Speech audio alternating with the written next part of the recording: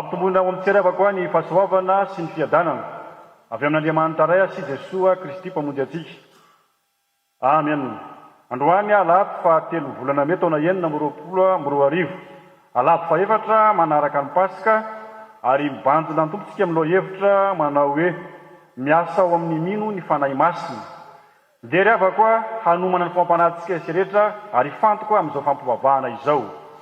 Omaly ampilatantsika rehetra ny Salamo fahaenina amby zato. Salamo fahaenina amby zato ny 1 hatramin'ny fahadimy ary ny hira fa 410 amby zato ao amin'ny firany FFM ka ny 1 fahatelo ary ny fahaefatra. Ary tsy hipetraka isika fiangonana raha tsy efa vita ny vavaka izay ataon'ny mpitarika. Ndeha ara-tsangana isika rehetra hiaraka hamevoninahitra an'Andriamanitra. Iarahantsika rehetra mamaky ny Salamo fahaenina amby zato ny 1 hatramin'ny fahadimy amin'ny anaran'i Jesoa manao hoe Aleluia, niderana Jehovah fa tsara izy, fa mandrakizay fahamantaram-pony.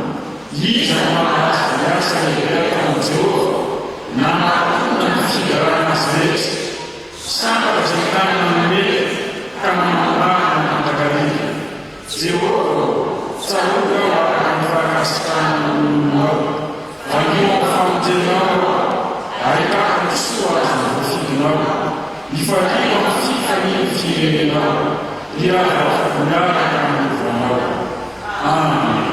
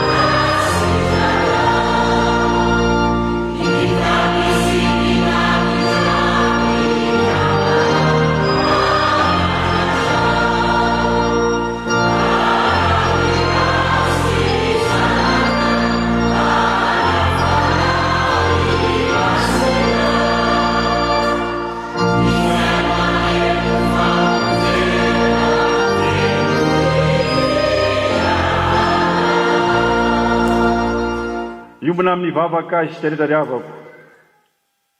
Izany tokoa Andriamanitra eo no salamo sy hira vetesinay, indraminay, iombonanay amin'ny mpamorona azy. Entinay mideranao mankalaza anao. Ianao ilay tompony tompo ary mpanjaka ny mpanjaka, ilay Andriamanitra tokana, nefa miseho sy miasa fomba telo samihafa. Dia ny Mahandriamanitra ray, Andriamanitra zanaka, mpamonjy anay tao amin'i Jesosy Kristy, ary Andriamanitra fanahy masina. Misaotra tompo ny amin'ny fitiavanao anay, ny amin'ny fitehirizanao anay ambany fahasoavanao mandrakariva. Ka natantaranay ndraiky volana vaovao ity dia ny volana May zany taona 2024. Ary indrindra misaotra ny amin'ny fiasan'ny fanaonao masina izay mitari-dalana anay, mampiombona anay, ka mahatonga anay ankehitriny tafavory eto miara-mantanteraka izao fanompona masina izao. Malona fitiavanao nefa ny Andriamanitra dia indreto izay matsiaro fa tsy tanteraka. Tsy mendrika na dia ny anaranao na dia kely akory azy. Koa mifono aminao izay Andriamanitra, mamindrafo aminay, mamelà meloko ay. Matoka Andriamanitra fa ny Andriamanitra ivavahanay dia Andriamanitra mpiainy vavaka, mpamaly vavaka, mpamindra fo, ary Andriamanitra mpamela heloko. Ary azony tokoa izany famelan-keloko izany tsy noho ny aminay nefa na ny fahatsaranay, fa noho ny amin'ny Jesosy Kristy zanak'olona tokana, le maty ambony azo fijaliana. Hamonjy izao tontolo izao azonao iantoka ny famelan-keloko. dia manotry Andriamanitra fa olona voavela hely koa vita fihavanana aminao ihany koa dia manatre anay fa atokanay zao fampomavahana zao ho voninahitra ho irery any dia amin'ny anaranao Jesoa amen. Aoka hipetraka ny fiangonana.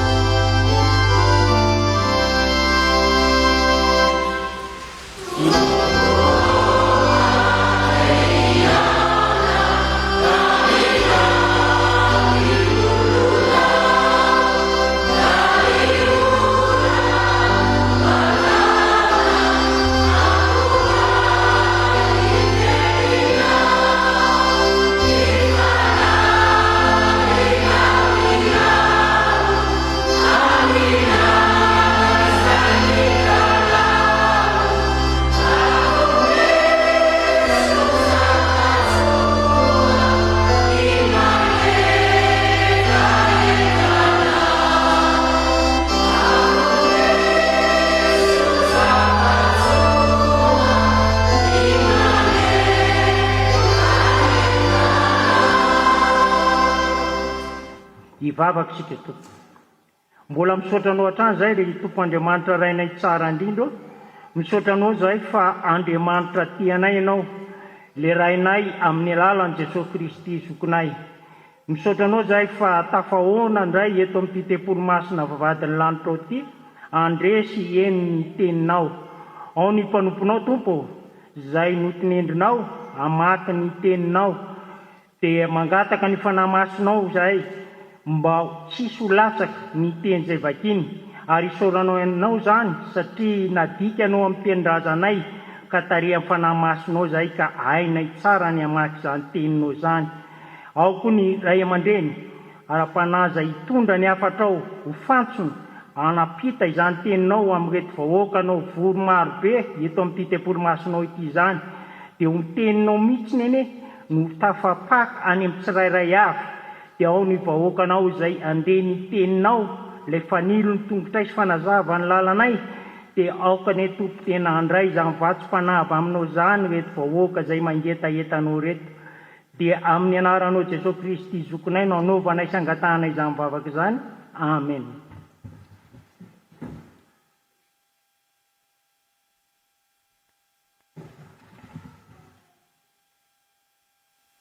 Mamaky sy hain'ny teny avy amin'ny soratra masina isika araka ny ao amin'ny tantara faharoa. Tantara faharoa toko 5:10 andininy voalohany hatramin'ny faharoa. Tantara faharoa toko 5:10 andininy voalohany hatramin'ny faharoa. Rehefa hita dia ho vakiana amin'ny anaran'i Jesosy Tompo. Ary ny fanahin'Andriamanitra tonga tamin'ny Azaria zanak'Odedo ary dia nivoaka hitsena ny asa izy ka nanao taminy hoe mihaino ary asa mba amin'ny Joda sy ny Benjamina rehetra.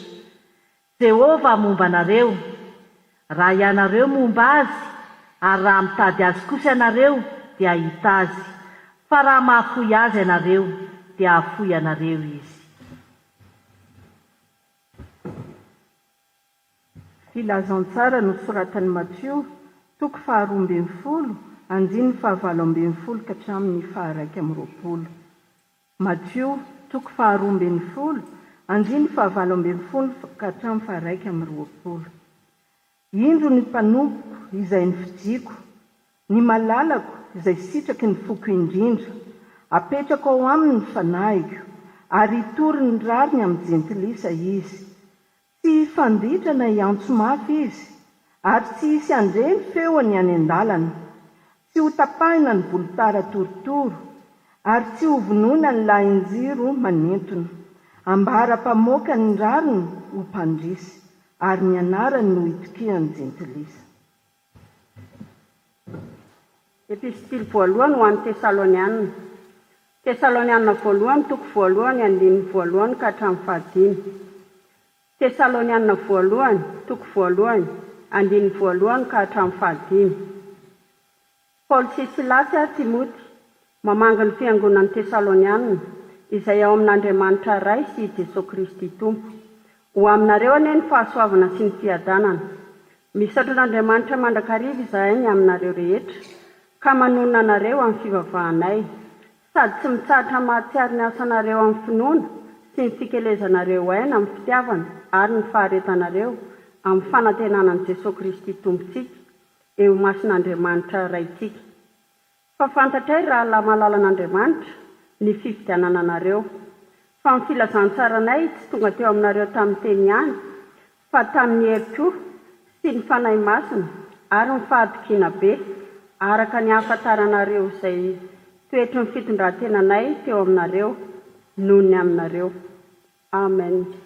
Ray masina, manamasinanay amin'ny fahamarina, ny teninao ny fahamarina. Amen.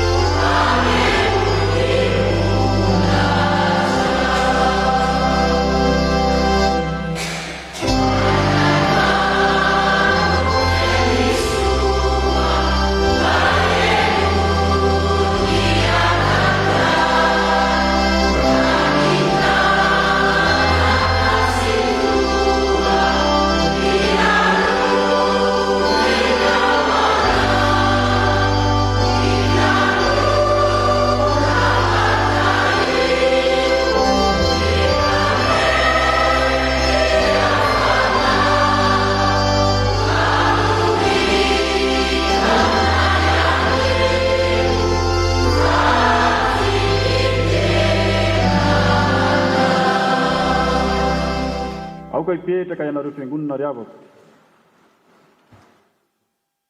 Ampitombonina ao aminareo hatrany riavako ny fahasoavana sy ny fiadanana avy amin'ilay ankehitriny sy taloha ary no avy. Amen. Alahady fahatelo Mea taona 2024 ary ibandinantsika indray ny lohahevitra vaovao dia ny hoe miasa amin'ny mino ny fanahy masina. Miasa amin'ny mino ny fanahy masina. Ndery avako ny filazantsara araka amin'ny Matio 12 ny 9:20 hatramin'ny 1:20 izay fanovakiany mpanompon'Andriamanitra teo no ka tsy afatra ifampahirezana amin'izao lady maraina izao. Filazantsara araka amin'ny Matio 12 ny 9:20 hatramin'ny 1:20. Ndery avako ho tsaivina manoka foy ny amin'ny makasika ny amin'ny antsoina hoe filazantsara araka ny Matio. Araka izany anaran'izany dia iverina fa avy amin'ny Matio ilay nipira ilay filazantsara voalohany moa izany. Ary voasoratra izy io teo anelanela ny taona 70 hatramin'ny 20 taorianan'i Jesosy Kristy. Ary ekeny maro fa i Matio nanoratra azy. Fa ankehitriny kosa nefa dia misy ihany ny antsoina hoe fitiaroana. Dia misy manam-pahaizana milaza fa tsy tena Matio mivatana nanoratra an'ilay filazantsara. Fa ny hevitra avao kosa dia loharano analova avy amin'ny Matio. Ary izay mampiavaka amin'ny Matthieu avako a dia Matthieu dia isan'ireo apôstôly a ary mpamorety izy talohan'ny antsoiny Jesosy Kristy azy izay antsoina hoe apôstôly. Ary mampiavaka azy a ny amin'ny filazana ny Jesosy lay Mesia, ilay andro fanantenana, ilay fampanantenana izay nambara teo amin'ny soratra masina na tamin'ny mpaminany moa zany. Ary Matthieu dia tia mampifandray ny amin'ny testamenta taloha sy ny rehefa mandray testamenta taloha rehefa apita hafatra. Ary misongadina izay mampiavaka azy ny amin'ilay toriteny malaza tena tenibohatra.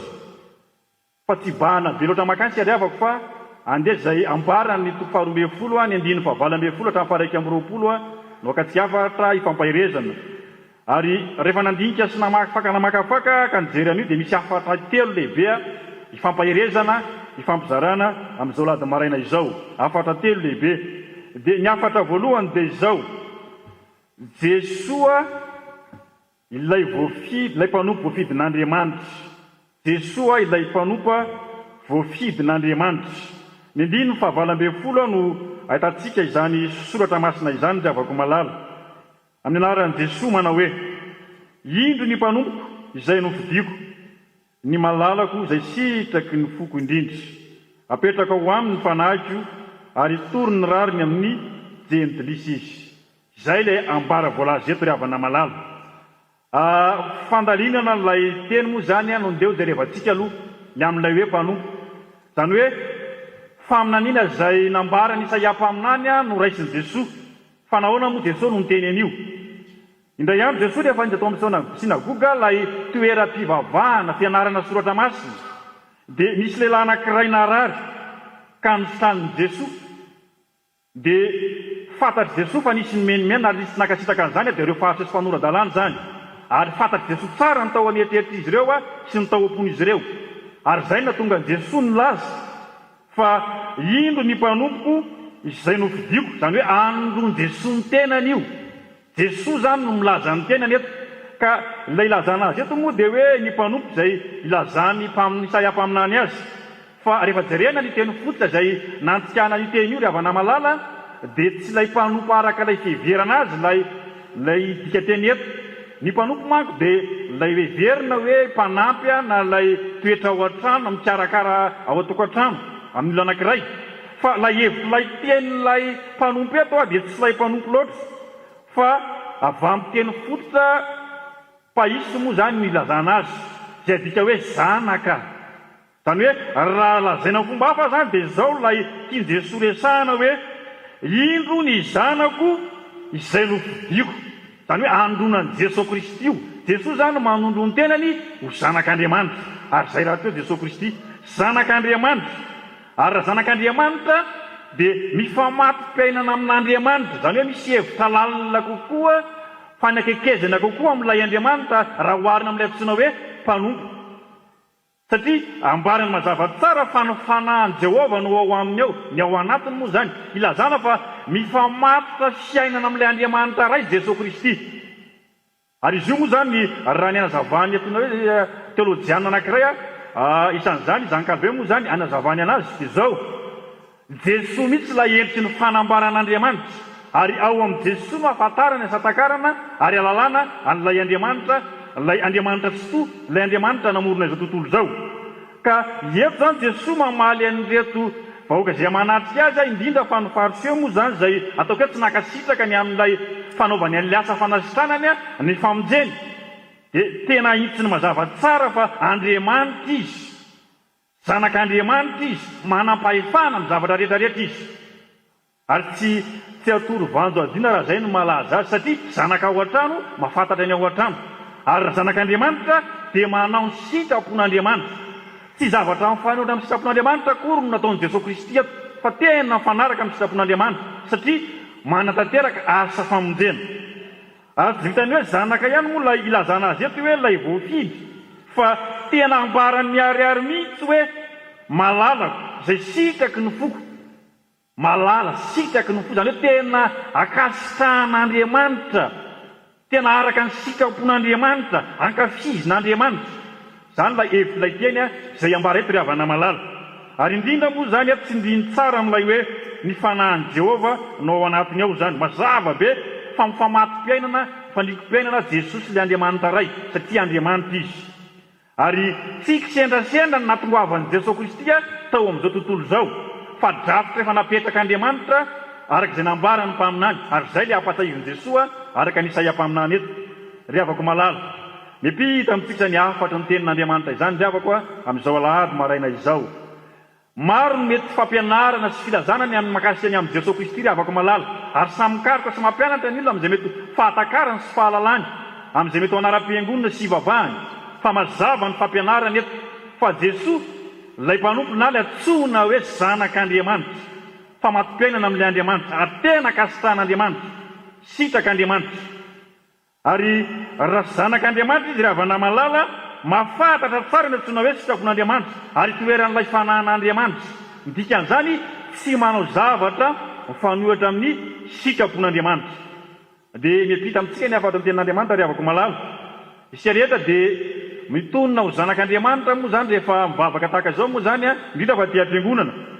Fa le mahazanak'Andriamanitra ry havana dia tsy tonga ho azy fa misy marika ahafantarana anao. Ka raha tena zanak'Andriamanitra ianao dia mahatsapa fa tena mifandray amin'ilay Andriamanitra, mifamatom-piainana amin'ilay Andriamanitra. Dia ilay Andriamanitra mpamorona ny zavatra rehetra ary amin'ny alalan'ny fanahy masina zany. Ary izay ilay endrika isehoan'Andriamanitra amin'ny alalan'ny fanahy masina. Io no mitarika antsika, mampianatra antsika ary mahatonga antsika hanaika ho zanak'Andriamanitra. Ary mazava be ny fampianaran'ny Paoly apôstôly any amin'ny epistily izay nosoratany moa zany ho an'ny Romanina. Ny fanahy masina no manambara sy mitarika fa zanak'Andriamanitra isika. Ary mazava ny fampianaran'ny Jaona apôstôly fa izay rehetra nandray azy dia nomeny hery ho tonga zanak'Andriamanitra dia izay mino ny anarany. Ka mazava be zany ry havako izany ataoko hoe fampianarana zany na toroteny zany tsy tonontonona ho azy zany mahazanak'Andriamanitra, fa ny hamantarana fa zanak'Andriamanitra ianao dia toeran'ny fanahy masina, toeran'ilay fanan'Andriamanitra ao anatinao ao. Ary raha toeran'ny fanahy masina ianao dia tsy manao zavatra mifanohitra amin'ny sitrapon'Andriamanitra. Fa eo zany samy mamantatra ny tenany tsirairay avy ry havako samy mandinika ny tenany. Iza moa ianao, izy zako. Dia samy mamantatra ny tenany araka izany ataoko hoe toroteny zany. Atsoa ny saotra masina tsika anaiki fa Jesosy dia zanak'Andriamanitra. Ary noho ny amfinoantsika ny Jesosy no mahatonga antsika ho zanak'Andriamanitra ihany koa. Zava-dehibe zany tiavana malala. Fahatakarantsika sy ny fahatapahantsika izany afatra ny tenin'Andriamanitra zany.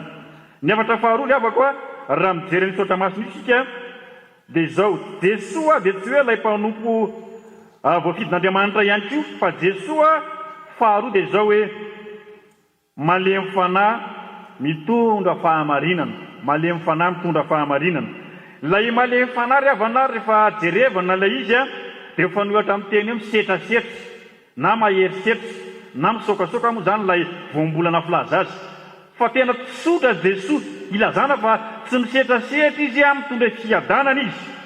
Ary ny voambolana izay antikana an'ilay malemy fanahy moa zany ilay dikateny fototra izay antikanan'izy io dia izao hoe avy amin'ilay hoe praisy moa zany midika hoe malemy fanahy. Ary ilay fahalemem-panahy eto ry havana maro dia tsy midika hoe fahalemena, tsy fahalemena akory, fa hatsaran-toetra, hatsaran-toetra izay mariky ny fitiavan'Andriamanitra, mariky ny famindrapon'Andriamanitra, mariky ny fahatsaran'Andriamanitra izay asehony amin'izao tontolo izao. Satria dia Andriamanitra manam-pahefana azy izy, dia tsy maneho zany amin'ny kery loatra, misetrasetra loatra, fa mandeha amin'ny fahamarinana. Ary indrindra mandeha amin'ny fahalemem-panahy, tsy manao setrasetra amin'ny olona manohitra azy akory izy hoe tonga dia mamaly faty. Ary izay mihitsy Jesosy Kristy. Fa Andriamanitra tsara fanahy ary mijery ny olona izay voahilikilika sy malemy. Ary izay mihitsy moa ilay ambara eto moa zany. Ary indrindra Andriamanitra tompon'ny fahamarinana izy. Ary Jesosy raha teo no lazany tenany fa izy no lalina sy fahamarinana ary fiainana. Zany hoe tsisy fahamarinana ivelan'i Jesosy Kristy na ivelan'izay nataon'i Jesosy Kristy. Ka raha tia fantatra marina ny momba an'Andriamanitra dia ao amin'ny Jesosy no hatarafana izany. Ary miseho sy miariary zany amin'ity perikopa ity moa zany. Fanazavana moa zany amin'ilay hoe fihetsika amin'ilay mariky ny fahalemem-panahin'i Jesosy ny 9:20 sy 20. Dia misy voambolana hoe volotara torotoro. Io ilay volotara torotoro dia andona indrindra olona kidy sy reraka ary ketraka. Ary indrindra olona naratsara-panahy. fa eo anatyandreny olona kivy sy reraka reny olona maratara-panahy reny Jesosy tsy misetrasetra na sanaty mandatsy fa mandray azy reny ampitiavana amin'ny alemem-panahy amin'ny atara-panahy ary fihetsika tsara indrindra ataoko hoe fihetsika ataon'i Jesosy Kristy izany ary zay raha teo moa natongoavan'i Jesosy ho tonga izy hitady tsy hamonjy ny very ary zay ny zava-dehibe ry havana malala ny fihetsika Jesosy zany zao dia zao hoe tsy manao esetra izy tsy mamono izy fa mamonjy ary zay raha teo ara lay amin'ilay contexte amin'ilay ataoko hoe mahatonga an'ilay fariseo reo nanohatra azy moa zany ary raha zankandro hoe moa zany no manazavana izy io lay fihetsika ataon'i Jesosy le amin'ilay hoe fahalemem-panahy dia tsy fahalemena ozy izy fa fahasoavana miasa ao amin'ny Jesosy Kristy mba ho famonjena ny hafa zany zany avako malala dia mahatonga antsika handray hafatra handray lesona isika izay mitonona ho kristianina mpanaradian'i Jesosy Kristy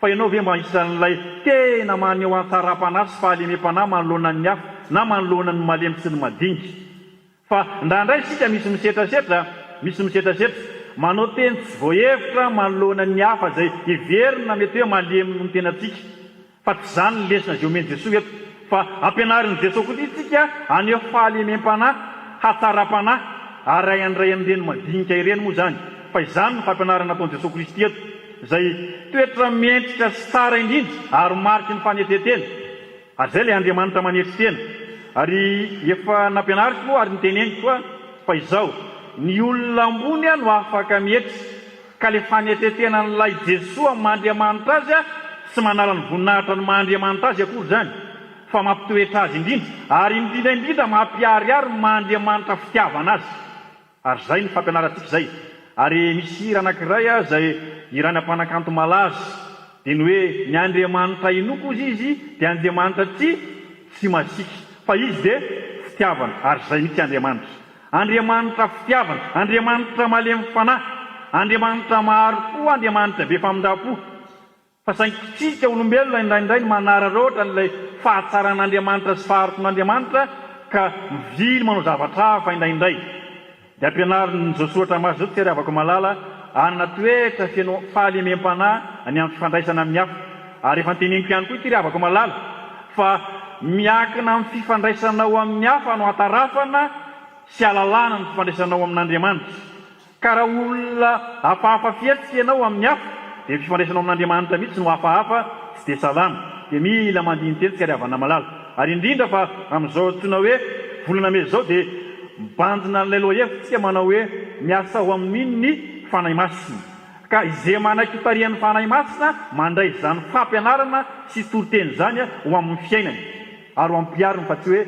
enona fotony ny efatra fahatelo dia havana malala raha mandinika ny perekopa io sika ny efatra fahatelo famarinana fahatelo dia izao Jesosy ho fanantenana ho an'ny rehetra Jesosy no fanantenana ho an'ny rehetra zay moa zany lay ambarany andiny fa raiky amin'ny roapolo amin'ny anaran'i Jesosy manao hoe ary ny anarany no itokoin'ny jentilisy ny anarany no itokoin'ny jentilisy io moa zay adika hoe firenena rehetra lay voambolana hoe itokoina eto ry havana malala dia avy amin'ny teny grika hoe elpis avy amin'izany lay ny vilona teny elpijo moa zany adika hoe manantenana na fanantenana zany hoe ao amin'ny Jesosy Kristy no misy ny fanantenana i Jesosy Kristy no loharano ny fanantenana ary miresaka hoe fanantenana ry havana malala dia famatotra amin'ny antsoina hoe finoana izy io tsy afaka misaraka io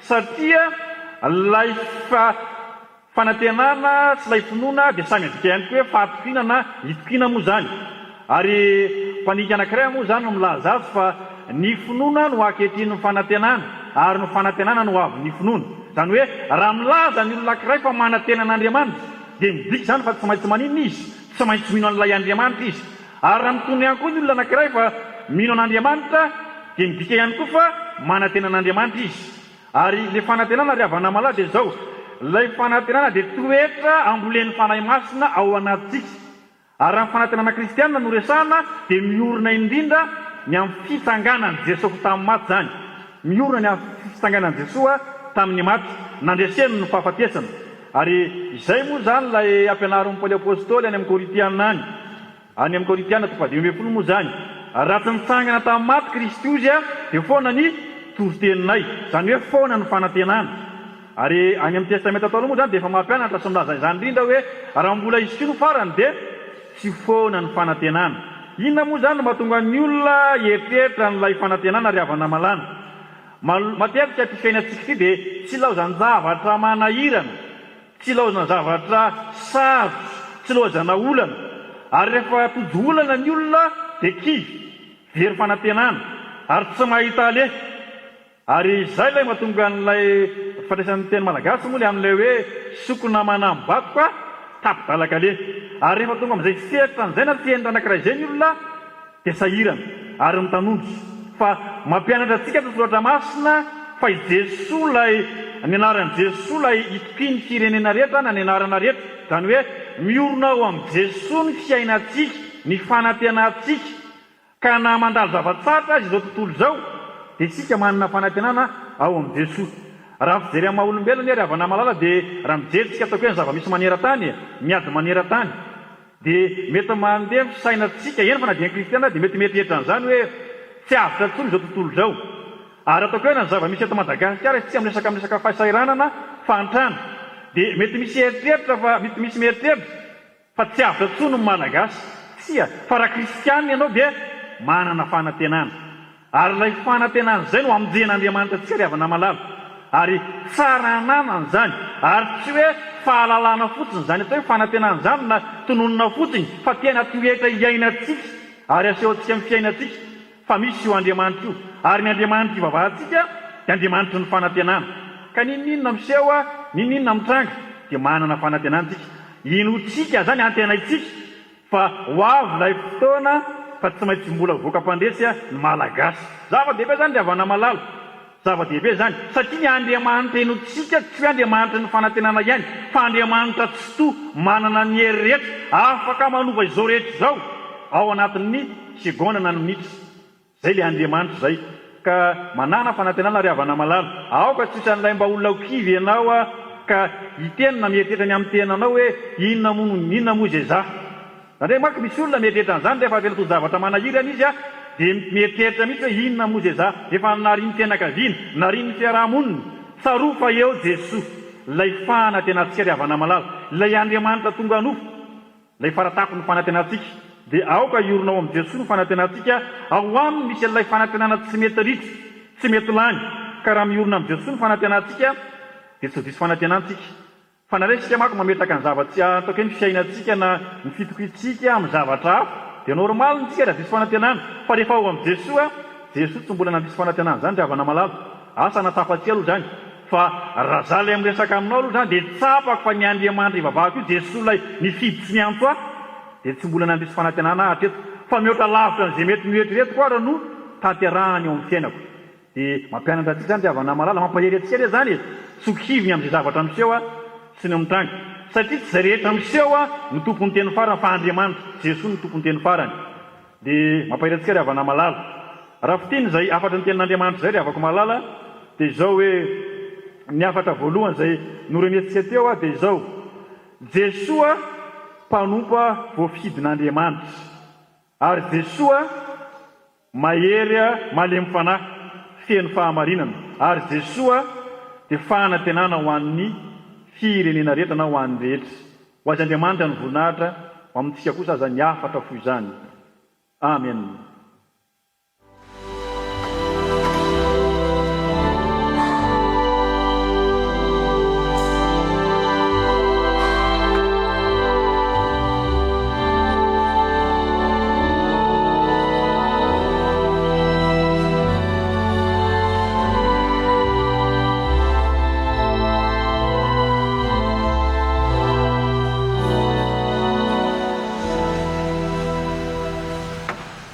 Iombona amin'ny vavaka isika rehetra. Misaotra anao izay Andriamanitra fa Andriamanitra niteny ianao. Miteny ianao dia nisy ny zavatra rehetra. Ary ny teninao dia tonga anofo tao amin'ny Jesosy Kristy, ilay Andriamanitray, ilay mpamonjy anay. Misaotra Tompo mankasitraka ny amin'ny teninao izay norenesinay teo. Teny savatry ny fanahy faniliny tongotra sy fanazavana ny lalana mampianatra anay manitsy anay ny amin'ny fiainanay ary indrindra tompo mampitodika ny mandrakariva ao aminao ilay Andriamanitra ry zanakary fanay masiny misaotra satria nampatsiahivinao nampahafantarinao tamin'ity androany ity fa Jesoa ilay mpanompo vidinao Andriamanitra zanaka ao Andriamanitra sitraka ao Andriamanitra ary nanao ny sitraponao Andriamanitra ary Jesoa dia malemy fanahy mitafy fahamarinana ary tsisy fahamarinana ivelan'i Jesosy Kristy ary ilay fahalemem-panahin'i Jesoa dia maneho fa Andriamanitra manetsy teny izy na dia tompony voninahitra azy ary tsy izany ihany fa Jesoa ilay loharano ny fanantenanay misaotra tompony amin'izany afatra mamy izay nampitondrainao tamin'ity androany ity ahafahanay mandrakariva mitoetra ao aminao mivelona ao aminao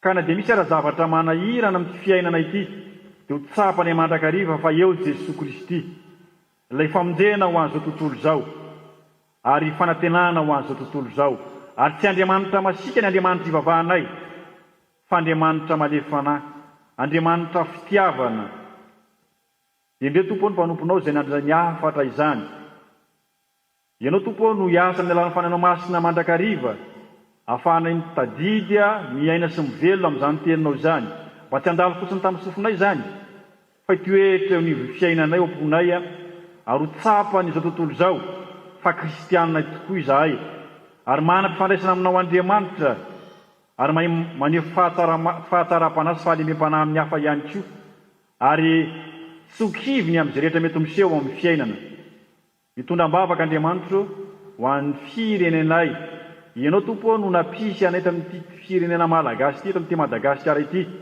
apetraka aminao ny vahoaka malagasy rehetra izay rehetra monina eto mba tena hivelona ampilaminana ampiadanana ary handray anao Jesosy Kristy ilay ihany ilay voafidinao Andriamanitra hitondra famonjena ho an'izao tontolo izao ary ilay loharano ny fanantenana tsy mety maty sy mitaka azo antoka apetraka aminao tompo ny fiainan'ny fiangonana Jesosy teto Madagasikara ny kristianina rehetra izay monina sy misy ary mivelona eto amin'ny firenena misy anay ity eny fa maneran-tany azy apetraka eo ampelantananao mba tena ho fahazavan'izao tontolo izao ary tena hijoro vavolombelonao aneny voninahitra ao amin'ny teny sy ny asa amin'ny atao rehetra dia mametraka tompo ny fiainany rehetra eo ampelantanao sy eo ambany fahasoavanao sitakay ary maminay indrindra ny ombona amin'ilay vavaka tsara nampianarin'i Jesosy manao hoe ray eo izay nazy mamasina ny alanao ho tonga ny fanjakana ataonay sitraponao ny fiakana takany Andriamanitra meony ny anasazanay amin'ny ilay takana mialana izy miredorakany aizan-tononay ho fahafanay manafany amin'azy anao ny fanjakana sy ary voninahitra mandrakizay. Amen. Dia riavaka koa iratsangantsika anrateraka ny fanekam-ponona kristianina iratsangantsika rehetra iarahantsika manonona ny fanekam-ponona apostolika na ny fanekam-ponona larina voalohany ao amin'ny litoritsika hoe mamanao hoe mino n'Andriamanitra sy mpamanitra sy ny tanana ary mino ny Jesosy Kristy zanaka tona tontolo izay nitondrona tamin'ny fanamasina nateraka ho an'ny fijiny nijara ny namitra tontolala nombona tamin'ny azy izay maty tananera nidina tamin'ny fiainantsika nitsana tamin'ny maty tamin'ny fahatelo niakatra ho an'ny an'azy niletika tamin'Andriamanitra Jesoa avy any ny vinitsara vena sy ny maty nino fanahy masina ao fiangonana masina mamelatra tontolo izao fiangonana ny olona masina famelakely ny fitsangana tena maty ary ny fiainana mandrakizay. Amen. mazao toerana riavako misaotra an'Andriamanitra tsy riavako fa afaka niombona tamin'izao fampihavahana izao hitsangantsika handray ny tsodrano ny hira fa 7:30 sy 500 any andiny voalohany sy ny fahaefatra no irayntsika milohan'ny tsodrano hira fa 7:30 sy 500 ny andiny voalohany sy ny fahaefatra.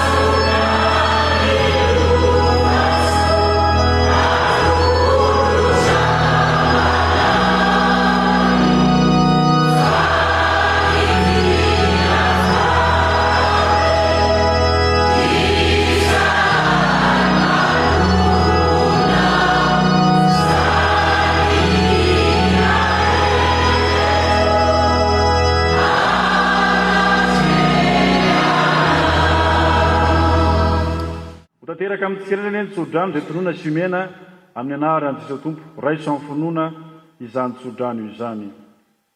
Ary Andriamanitra ny fanantenanany amenonareo amin'ny fifaliana sy ny fiadanana rehetra amin'ny finoanareo mba hitombonareo amin'ny fanantenana no ny hero ny fanahy masina. Mahatoky ny tompo lefa nianto antsika rehetra ary izy ihany no tanteraka izany ho azy ny voninahitra mandrakizay mandrakizay. Amen. Aoka hipetraka isika hivavaka mangina hisaotra ny tompo.